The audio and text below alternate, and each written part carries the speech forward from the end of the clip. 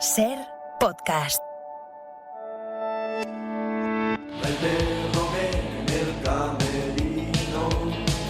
En la cadena Ser. Sobre la muerte de René. La hora extra. Me contestó con evasiva. No sé. Con Pepa Blanes. Vámonos, me dijo. Tengo que hablarte de unas perlas ensangrentadas. El género negro conecta con el mundo. Los arquetipos de la intriga, el thriller criminal, condicionan al lector y al espectador para entender y acotar el mundo desordenado en que vivimos. En la hora extra vamos a abordar algunos retratos en cine, teatro y literatura que parten de esos códigos del thriller para romper el género o mantenerlo según se mire. Elia Barceló, por ejemplo, rompe con el noir nórdico apostando por el crimen bajo la luz del Mediterráneo. Pablo Rosal sigue a rajatabla las normas de los detectives en su obra Asesinato de un periodista, y el cine usa la tensión para guiar a los espectadores por ese mundo en B de las cloacas políticas y los marginados sociales. ¡Empezamos!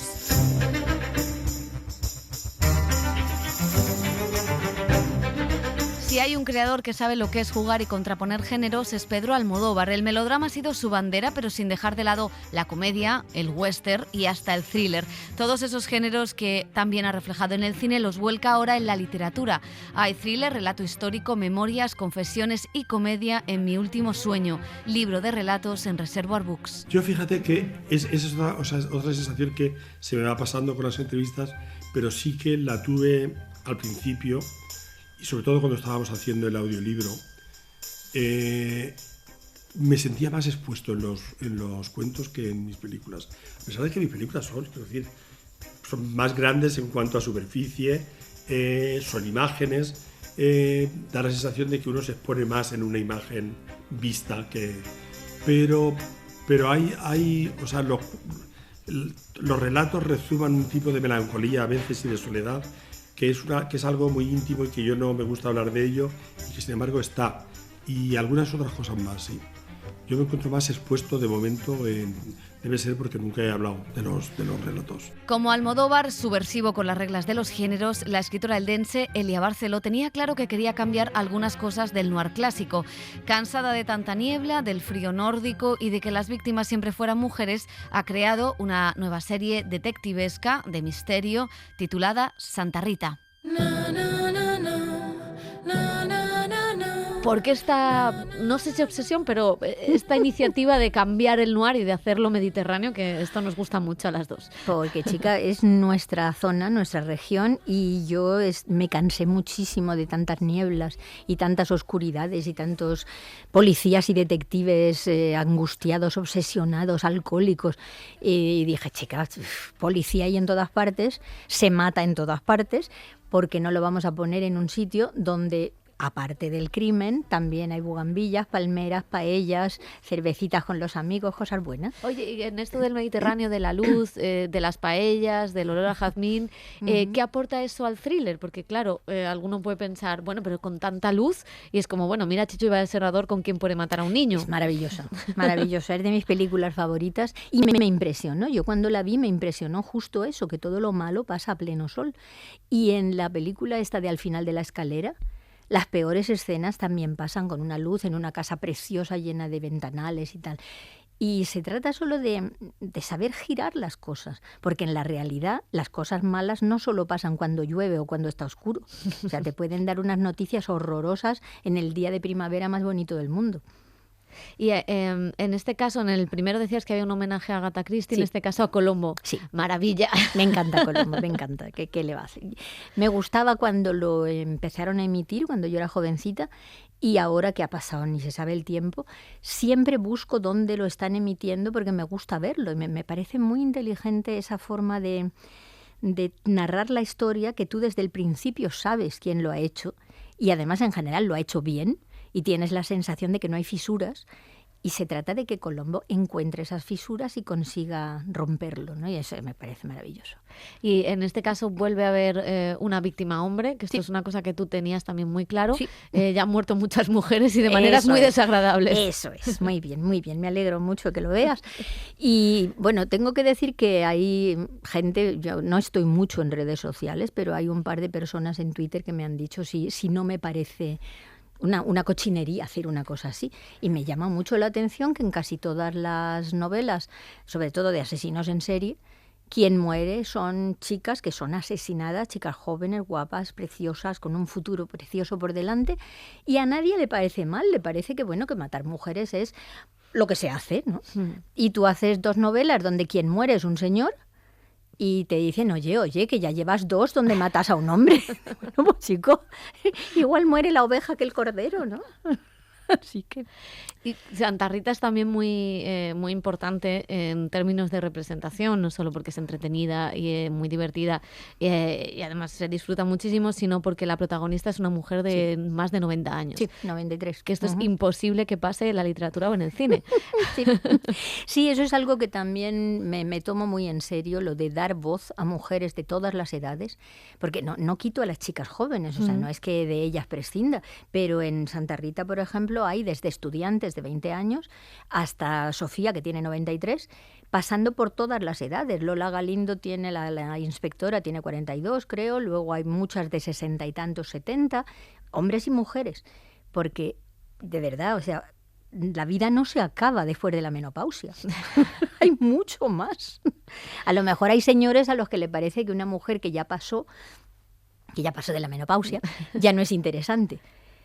Pero me dan mucha lástima esos señores porque se pierden lo mejor. En esta novela pasan cosas muy interesantes, aparte del asesinato, del investigador que va a investigar un suceso que pasa antes, y son 2 cosas que tienen que ver, por un lado, con el arte, que ahora hablaremos de eso, pero por otro, algo aparece, no sé hasta dónde es spoiler o no, porque en esto me cuesta... Es al principio, pero aparece el esqueleto de un bebé, y eso lleva a un pasado, a redescubrir el pasado familiar. Sí. Y claro, leyendo la novela es significativo porque evidentemente no en todas las casas hay un cadáver de un bebé, pero sí que en todas las casas hay secretos que tienen que ver con esa época, ¿no? Con el final de la República, la Guerra Civil y el franquismo. Y anteriores incluso. En todas las familias hay cosas de las que no se habla. O que todo el mundo sabe que sucedió algo, yo que sé, a la tía María, hace mucho tiempo, y nadie sabe exactamente qué es porque de eso no se habla. O hay una parte de la familia con la que no. Y en esta novela, Greta, que es otra de las protagonistas, es de la familia y se da cuenta de que ella realmente no sabe casi nada de su familia.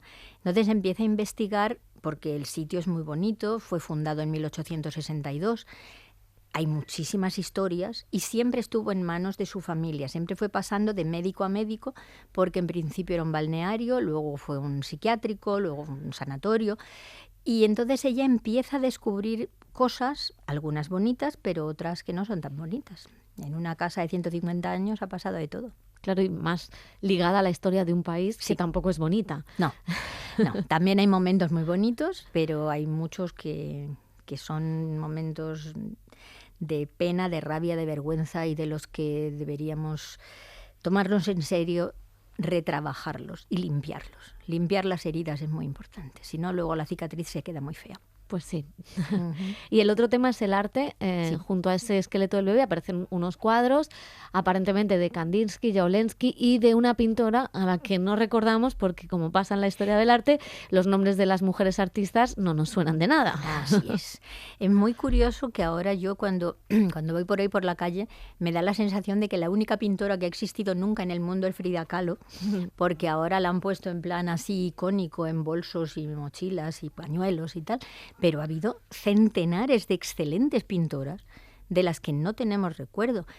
Y cuando ves que cualquier persona de cultura media, por lo menos le suena Kandinsky, pero a nadie le suena Marianne von Berievkin, es que es muy triste porque la señora era maravillosa y tiene una obra impresionante.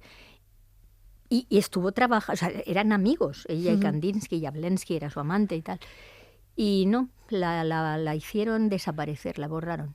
De alguna manera es un poco de justicia, justicia histórica, ¿no? Sí, que aparezca en la novela. Sí, histórica, artística y de todo tipo, porque ya está bien de verdad de pensar que las mujeres es que nunca hicieron nada, claro que hicieron, pero normalmente los hombres se apropiaron de sus descubrimientos, de sus ideas, incluso de sus trabajos ya hechos, como pasaba con Camille Claudel, por ejemplo, y luego sencillamente no las nombraban en ninguna parte, ni siquiera en sus diarios personales, porque tenían la esperanza de que esos diarios alguna vez fueran públicos. Y entonces no las nombraban tampoco. El título es Amores que matan y sí que hace referencia a esas relaciones de amor tóxico que han existido y siguen existiendo. Por pero, desgracia. Por desgracia, pero Santa Rita también busca romper un poco eso y liberar a las mujeres de esas relaciones, ¿no? Sí, a las mujeres, como bien sabes, nos han educado siempre para ser amables, que significa dignas de ser amadas. Y para ser digna de ser amada tienes que ser servil incluso, tienes que estar por debajo, tienes que dejarte pegar, abusar, maltratar, humillar, todas estas cosas, robar en casos artísticos.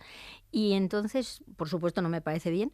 Y creo que es importante hacer novelas en las que se vea que el amor no es eso y que no tienes por qué soportar cierto tipo de cosas por amor, porque tú eres mejor que él. Pues bueno, no quiero ser mejor que él, quiero que no me maltraten. Y eso es un tema que en un caso más intenso, en otro menos intenso, en las dos que llevo escritas, sale lo de las mujeres que quieren ser protagonistas de su propia vida, no un personaje secundario en la vida de un hombre. ¿Y qué tiene el misterio que gusta tanto, o que tiene el thriller, que tiene qué es lo que hace que conecte tanto? Porque en el cine, ahora en el teatro, justo esta semana coinciden además varias, usando el género, hablando de cosas del nosotros. ¿Qué tiene para que nos enganche? Pues a mí me parece que es una cosa que está desde que los seres humanos somos seres humanos. O sea, porque es la curiosidad. O sea, los seres humanos necesitamos saber por qué, entender las cosas. A veces nos conformamos con cualquier explicación, por absurda que sea, si tenemos la sensación de ahora lo entiendo. Por eso funcionan las religiones, porque en un mundo que no se entiende nada, la religión viene, te lo explica y te dice que bueno, es que es un Dios que cabalga las nubes y manda rayos a la tierra y tú dices, pues ya sé lo que es, ¿no? Entonces, me parece que a todos los humanos nos gusta resolver cosas, que nos planteen acertijos, preguntas sin respuesta y que nosotros empecemos a ver si con los indicios podemos... Eso se hace, vamos, desde las típicas señoras y señores de los pueblos que no tenían nada mejor que hacer cuando terminaban de cenar, se ponían a hablar de los vecinos y a pensar, ¿y por qué habrá cruzado la plaza fulano? ¿Y por qué ha saludado a Mengano? Es lo mismo. Y volviendo al tema anterior, tú has escrito mucha literatura juvenil, sí. Conoces mucho también a esos nuevos lectores que se adentran en el mundo. No sé si ha cambiado también, en términos de ese amor romántico, de la búsqueda del príncipe azul, se ha cambiado bastante la literatura y los gustos de esos jóvenes. Estamos en ello, estamos intentándolo. Yo creo que todos los que escribimos literatura juvenil y somos personas decentes, estamos tratando de ofrecerles modelos, no solo a las chicas, y eso es muy importante, porque digamos el primer cambio fue ofrecerle a las chicas modelos para que se aparten del amor tóxico, para que se den cuenta que el típico malote de la chupa de cuero y tal que castiga no es lo que te conviene. Pero una cosa muy importante que yo estoy haciendo ahora y que hay otros colegas que lo hacen es ofrecer modelos a chicos heterosexuales. Porque ahora hay mucha gente que escribe para chicos homosexuales, me parece muy bien, era muy necesario. Pero los varones heterosexuales dan la sensación de que nadie ofrecen modelos de cómo puede ser un hombre siendo una persona. Porque hay muchos chicos que ahora están en una situación en que no saben bien cómo comportarse. Y pienso que la literatura ahí tiene un papel importante. ¿Y la ciencia ficción? Eso tiene un papel importantísimo en el mundo actual. Piensa que es el único género que trata temas nuevos. O sea, trata lo de siempre, o sea, el amor, la muerte, las pasiones humanas, pero además trata de la robótica, de la genética, de la exploración espacial, de la posibilidad del contacto con vida extraterrestre, más o menos inteligente, porque, en fin, yo a nosotros tampoco nos llamaría realmente inteligentes, y pienso que es un género que abre la mente, que hace pensar, lo que hoy en día es muy necesario. Tú te has creído que por ser yo buena, que puedes ser pisando por donde ciego, crees que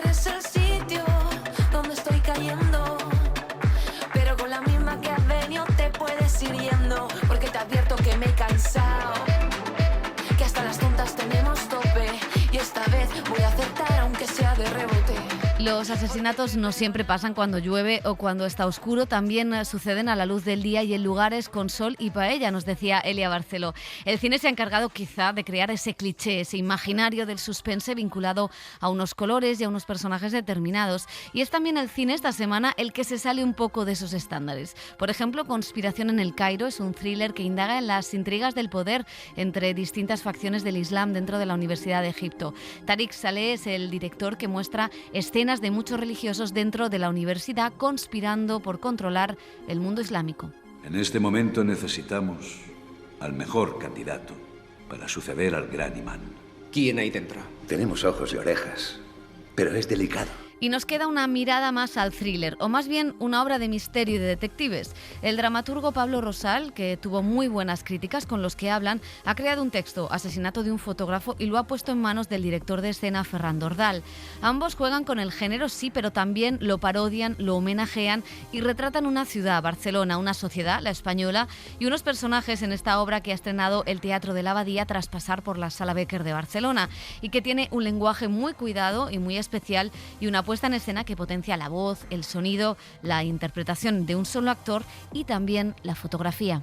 El género, en este caso el género noir, que justamente leíamos hace poco de Ricardo Pilla, el novelista y ensayista, decía que el género negro es el gran género de la era moderna, es el gran género del mundo moderno, de la sociedad ya que ya no se basa en valores, ¿no? Divinos, etcétera, etcétera. Es el género de la ciudad, del nuevo lugar donde vive la humanidad, que es la ciudad, donde el entramado de la complejidad reina por encima de todo.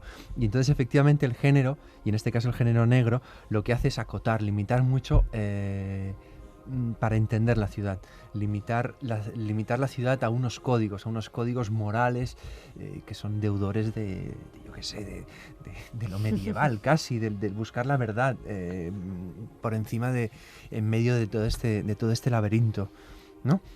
Y entonces sí, efectivamente el género negro es una potencia de sabiduría, de luminosidad, de quitar, de despejar lo que sobra, de despejar la mentira, de despejar lo falso, lo injusto y encontrar... O sea, casi acercarse a Dios. Muy bien visto. Efectivamente, para nosotros así ha sido. Tanto el texto como las conversaciones que hemos tenido, Ferran y yo y todo el equipo, efectivamente tiene que ver con eso. Sí. Es un último poeta, un último profeta, el detective en nuestro tiempo. No, en realidad fue muy interesante porque para mí fue como un sumergirse en el género, que es un género que yo no... O sea, que lo conocía, pero muy superficialmente, ¿no? Como lector, espectador, sobre todo de películas, pero nunca me había sumergido, ¿no? Puesto a estudiarlo un poco en serio y a leerlo un poco sistemáticamente, y en realidad fue como muy apasionante este proceso de ir descubriendo todas las variantes que hay dentro del género noir y también cinematográfico. Y hubo como mucho, ¿no? Como un campo de referencias muy amplio que compartimos y que creo que también nos ayudó a encontrar un cierto imaginario en común. Y que había algo del género también, ¿no? Añadiéndolo a quizás esta búsqueda de una cierta, en realidad, explicación, ¿no? Es intentar contar cómo es el mundo. Pero en realidad también es un género muy vinculado a la crítica social, ¿no? Justamente por esto, ¿no? Esta idea de que es un género de alguna manera muy contemporáneo, porque en realidad es esencialmente urbano, aunque no casi siempre, pero no es casualidad que uno de los primeros, ¿no? que entra en el género sea Edgar Allan Poe, que en realidad es una figura que tiene mucho que ver con este salto a la contemporaneidad urbana. Y después a mí me interesaba mucho esta idea de ser una crítica social, pero hecha de una manera casi como muy indirecta y en realidad más como hacia una idea de sociedad en este caso, ¿no? Porque en realidad lo que ha hecho Pablo es una relectura del género, ¿no? Es un noir, ¿no? Como muy canónico, pero al mismo tiempo es tan canónico que termina siendo un poco, es lo que decimos que es un homenaje y al mismo tiempo parodia, entendiendo parodia como que ya le da una vuelta al género, porque está tan dentro del género, ¿no? Que es imposible verlo como... Claro, eso os quería preguntar si había más de homenaje o más de parodia que nos íbamos a encontrar. En este caso, sí, al hilo de lo que decía Ferran, es como la parodia es como la puerta de entrada, es la puerta de entrada que nos permite a partir de ahí expandirnos. O sea, el género con todos sus códigos y todos sus clichés es como un permitidor. Nos da el permiso, nos da las llaves, ¿no? Y nos dice, podéis jugar, sí. Mientras que juguéis a los códigos que ha establecido, es que ¿no? Establece de alguna manera las reglas del juego. El hecho de entrar, pero no sé, un amigo que la vi en Barcelona nos dijo, es que es como vas entrando y hay como todos los clichés de género uno tras otro, pero al final terminas entrando a partir de esto, porque claro, es un lenguaje que tú como espectador, lector, ¿no? Entiendes y comprendes y de repente es como, pero claro, no, es uno tras otro y os lo tomáis en serio, ¿no? Y es aquí donde hay un punto como de homenaje y de parodia. Yo creo que son muy indisociables, o sea, creo que no podemos decir es más o menos, o sea, no podría ser homenaje sin tener también este carácter paródico. Y creo que está muy bien como está entrelazado. Y decíamos también a veces, ¿no? Que es esta idea de este homenaje como, no sé, cervantino a las novelas de caballería, ¿no? Que es como un poco de decir, bueno, este homenaje pero parodia al mismo tiempo, ¿no? Ya no se puede como hacer otra después. La hora extra. Y seguimos en teatro porque este domingo llega al Alcázar de Madrid María Calas Esfogato. Yo soy María Calas, una cantante. No la mejor, pero sí de las mejores. Y a la vez soy una mujer normal.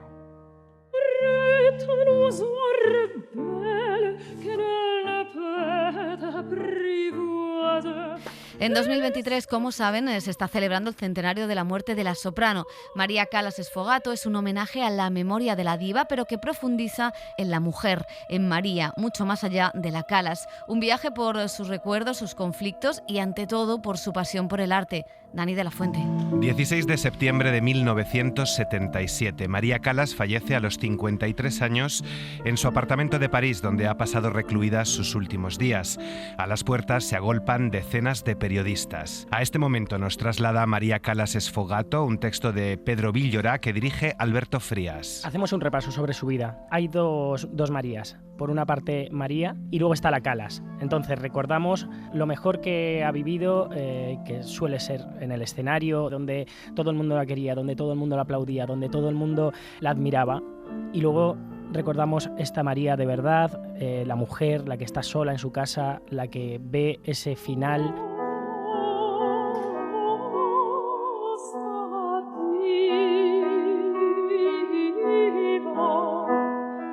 Es un pájaro libre al que nadie puede domesticar. Que recuerda sus amores, por supuesto. Empezamos con la historia de su madre, de sus viajes. Una historia bastante fuerte, ¿eh? Su madre al principio no la quería porque ella quería un hijo. Una historia de la que se ha escrito y se ha rodado mucho, se sigue rodando, pero esta obra está llena de detalles, de matices, de curiosidades. Cosas que no sabe la gente, porque nunca hizo Carmen. Es un papel que le iba perfecto. Bueno, no hizo Carmen porque le daba vergüenza a sus tobillos. Que nos permiten conocer a una mujer poderosa, pero cargada de miedos, de inseguridades, frágil y rota por dentro. Y no solamente nos quedamos con lo que dicen las entrevistas, con lo que ha dicho la prensa, o nos quedamos con cartas personales suyas, cosas que han dicho de ella, gente muy cercana, con las vivencias de Bruna. No quedarnos con la diva, con esa soprano maravillosa, con la divina, sino quedarnos con la persona. María Calas Esfogato nos recuerda lo vulnerable que es la salud mental.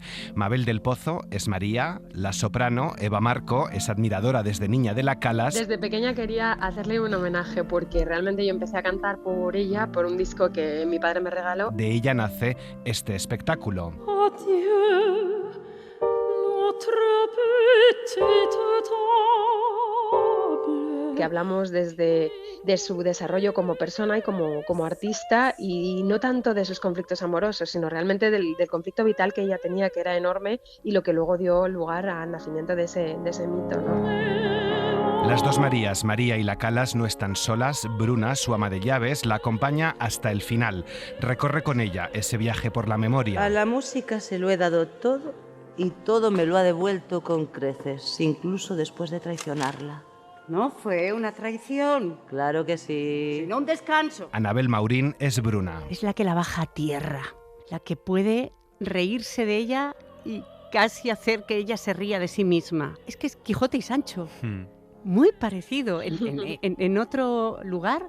Bueno, Bruna es una señora muy elegante, muy discreta y muy divina. No es así tan brava como Sancho Panza. Y como decíamos, por encima de todo está ese compromiso con la música, ese compromiso con el arte. Ahondar en lo humano. ¿Qué es para ella el arte? ¿Qué le pasa cuando se enfrenta a un ensayo, a la orquesta, en el teatro? Unas sensaciones tan íntimas de tanto compromiso. María Calas Sfogato ha pasado ya por alguna ciudad de España, vuelve ahora a Madrid antes de seguir rodando. Es una gira buenísima, a la gente le encanta esta obra, nos hacen falta más y más, porque queremos contar esta historia y homenajear a esta artista, ¿no? Para nosotros ha sido una experiencia increíble y queremos efectivamente que se genere más expectación. Lo hemos hablado también con Eva y con Alberto, fundadores de la productora Singas, una oportunidad de acercar la música clásica a los jóvenes, si es que eso no es una misión perdida. No es imposible.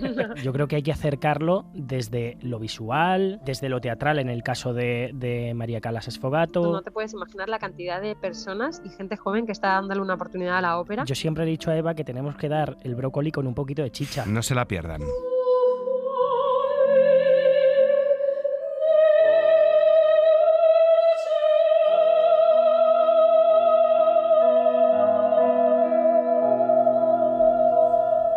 La visita del presidente americano, de Nixon, a China fue un momento álgido en la política exterior, pero también dio para una ópera.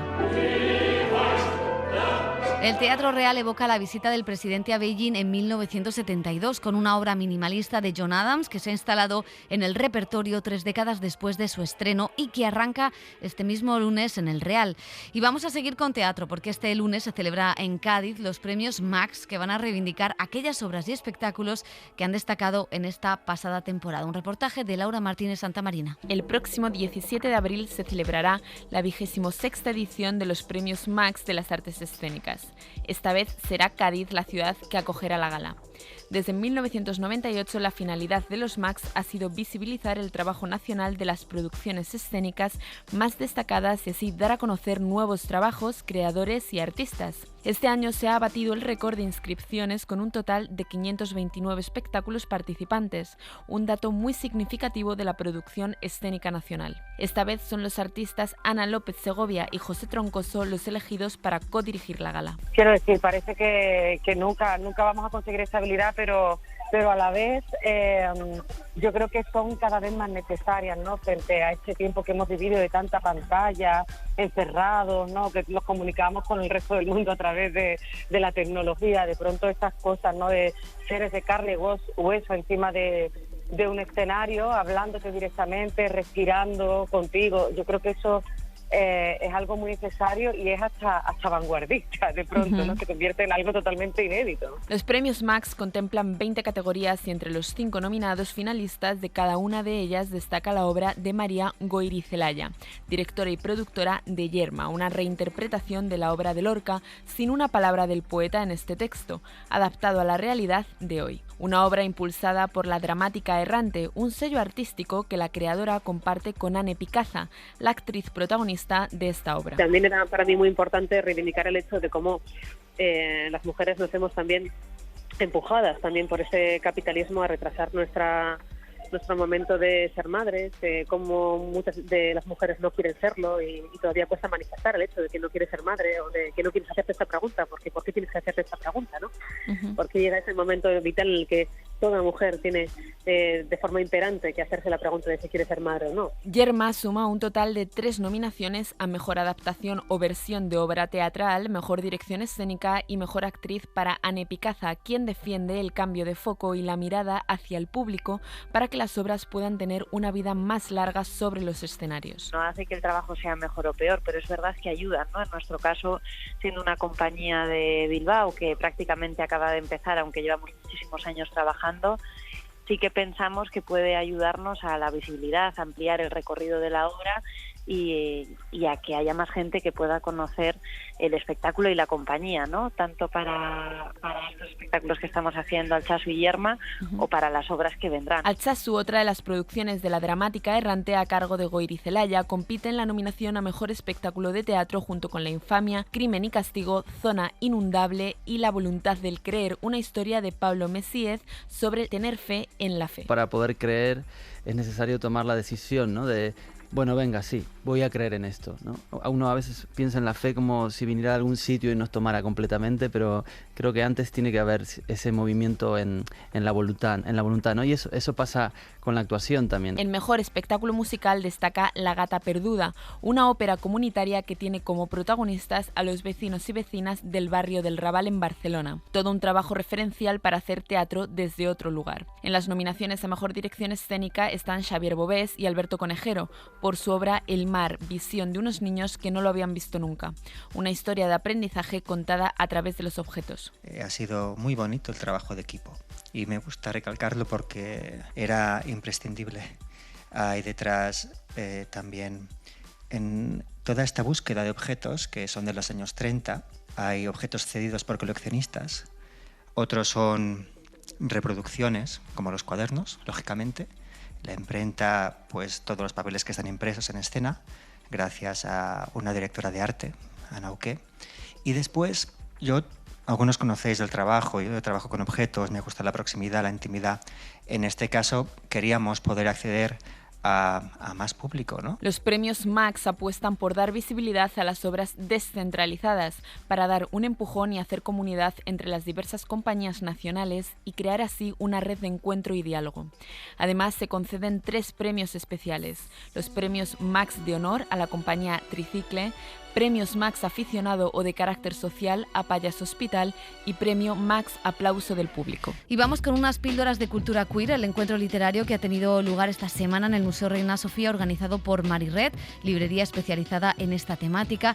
Y también hablamos de la obra de teatro Desconocido de Mirael Calderón, que podrá verse cada viernes hasta el 28 de abril en la Sala El Umbral de Primavera de Madrid. Adriana Calvo ha hablado con los responsables de estos eventos. Las personas queer, las personas que no se consideran heterosexuales o no se identifican con su sexo biológico, han vivido siempre fuera de los márgenes y han sufrido violencias por ello. Lo explica Ana Murillo, una de las propietarias de la librería Mary Read. Queer es un concepto anglosajón que significa invertido, torcido, los raros, ¿no? Que se utilizaba como insulto. Nos hemos ido reapropiando de esos insultos.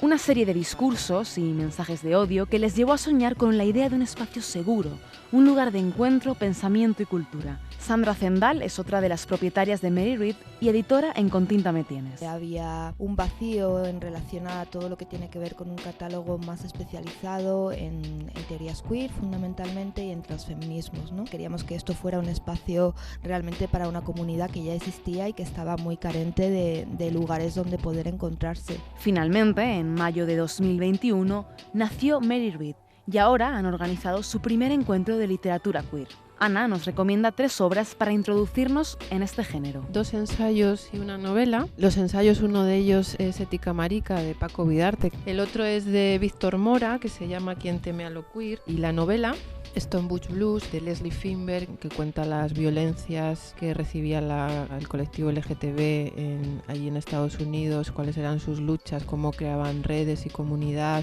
Como decimos, lo queer desafía las reglas establecidas de sexualidad y de género. Y eso es también lo que hace el creador Misael Calderón. Desconocido parte de 2 grandes pilares temáticos que son el cruising y el sexo anal, para dar paso y abrir hacia otros temas o subtemas que son el placer, el deseo, la represión sexual. Temas tabú en nuestra sociedad, según Calderón, que quiere reivindicar y normalizar. Desvirtuar, ¿no?, todo este conglomerado de prejuicios, de miedos que se esconden en estructuras culturales. Por ejemplo, en el habla cotidiana, que está tan incrustada en las connotaciones peyorativas con respecto al sexo anal. Y lo hace exponiendo su propio cuerpo y su intimidad, llegando a cuestionar los límites de lo que se puede representar en un escenario. Quizás yo diría que no es para todo tipo de sensibilidades, más que todo tipo de público. Y es que en la obra hay drogas, hay sexo con desconocidos en lugares públicos, hay fantasías y deseos irresponsables,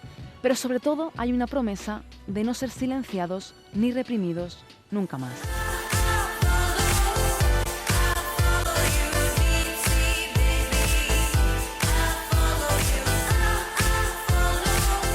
Y vamos a terminar con música. Antes le damos las gracias a María Jesús Rodríguez en la dirección técnica, a todas y a todos por estar ahí una semana más. Escuchen a Carlota Flaner, es el descubrimiento esta semana de Carlos Cano. Nos gusta tener sexo el viernes y olvidarnos de todo el lunes. Toda relación en la que haya comunicación es válida y creo que mi forma de cambiar las cosas es comunicarme muchísimo con las personas con las que me relaciono. Así es como la catalana Carlota Flaner ha definido a su generación, la generación de la carne fresca. Cuando se estrenó mi primera canción Generation of the Young Flesh y me preguntaban por ella, yo dije que tengo la sensación de que las personas de mi generación hemos nacido, ¿no?, inmersas en el consumismo más absoluto. Me he encontrado varias veces con personas que incluso las relaciones humanas, ¿no? Sus últimas canciones, de todas formas, son las de Uncertainty, incertidumbre. Now I wish that I could grab a beer and enjoy the party, but that's not me. That's who I'd like to be. Ella aparece en la portada con 1000 colores y en una postura imposible, pero todo tiene un porqué. A veces podemos sentir que ocupamos un espacio por completo y otras veces sentimos como que somos muy pequeños en un espacio del mismo tamaño. No sé si me explico. En junio, Carlota Flaner presentará su nuevo disco en el Festival Primavera Sound, que este año se celebra en Madrid y Barcelona, y lo hará además compartiendo cartel con una de sus artistas favoritas, Arlo Parks. Creo que lo que más me gusta de Arlo es que se expone por completo. Dos de las grandes voces de una generación que en tiempos del dembow y del reggaetón reivindica el enorme poder del pop.